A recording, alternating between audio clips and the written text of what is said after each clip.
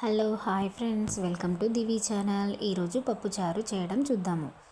పప్పుచారు కావాల్సిన పదార్థంలో ముందుగా కుక్కర్ వేడెక్కాక అందులోకి ఆయిల్ తీసుకోవాలి. ఆయిల్ బాగా వేడెక్కిన తర్వాత అందులోకి ఒక హాఫ్ టీ స్పూన్ వరకు జీలకర్ర, హాఫ్ టీ స్పూన్ వరకు ఆవాలు వేసుకోవాలి. అవి కొంచెం వేగిన తర్వాత అందులోకి పచ్చిమిర్చిని వేసుకోవాలి. అలాగే ఆనియన్ ముక్కలను కూడా వేసుకోవాలి.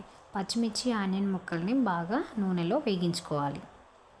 ఇవి కొంచెం వేగిన తర్వాత అందులోకి మునక్కాడ ముక్కలు, దోసకాయ ముక్కలు వేసుకోవాలి. వీటిని కూడా బాగా నూనెలో వేగించుకోవాలి. ఇవి కొంచెం వేగిన తర్వాత టమాటో ముక్కల్ని యాడ్ చేసుకోవాలి. టమాటో ముక్కల్ని కూడా వేగించుకోవాలి. నూనెలో వేగిన తర్వాత ఇవి కొంచెము ఉడకడానికి టైం పడుతుంది కాబట్టి ఇందులోకి కొంచెం ఒక హాఫ్ టీ స్పూన్ వరకు సాల్ట్ వేసుకుందాము.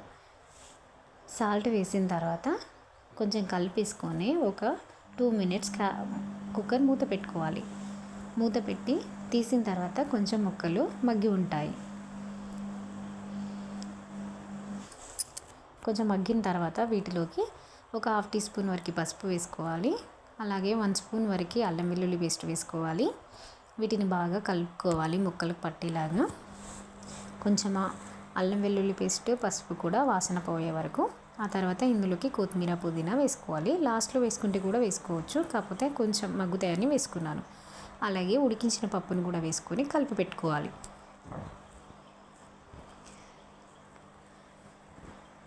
ఆ తర్వాత వీటిలోకి ఒక 2 మినిట్స్ కుక్కర్ మూత పెట్టి ఆ తర్వాత తీసి ఇందులోకి చింతపండు రసాన్ని యాడ్ చేసుకోవాలి. చింతపండు రసం వేసిన తర్వాత కూడా కొంచెం చిక్కగా ఉంటుంది, అందుకోసమని నేను వాటర్ యాడ్ చేస్తున్నాను. ఇప్పుడు పప్పుచారుని కొద్దిసేపు మంచిగా మసల పెట్టాలి. పప్పుచారు మసిలిన తర్వాత మసిలే టైంలో కొంచెం బిర్యానీ ఆకు, బిర్యానీ ఫ్లేవర్ మంచి ఫ్లేవర్స్ ఇస్తాయి, వేసుకోవాలి. కరివేపాకు కూడా మసిలేటప్పుడు వేస్తే కరివేపాకు నుండి కూడా మంచి స్మెల్ వస్తుందని ఇప్పుడు వేసాను. పప్పుచారు మగ్గింది. ఇందులోకి సాంబార్ పౌడర్ వేసుకోవాలి. సాంబార్ పౌడర్ కలిపి వేసుకుంటే మనకు పప్పుచారు రెడీ అయిపోతుంది. పప్పుచారు రెడీ అయింది. కొంచెం కొత్తిమీర వేసుకుంటే మనకు వేడివేడిగా పప్పుచారు రెడీ. సర్వింగ్ బౌల్లో తీసుకుంటే అయిపోద్ది. ఇప్పుడు ఫస్ట్ టైం నా ఛానల్ చూసేవారు లైక్ చేయండి, సబ్స్క్రైబ్ చేయండి, షేర్ చేయండి. అలాగే పప్పుచారుతో పాటు ఒక omelette. Thank you for watching.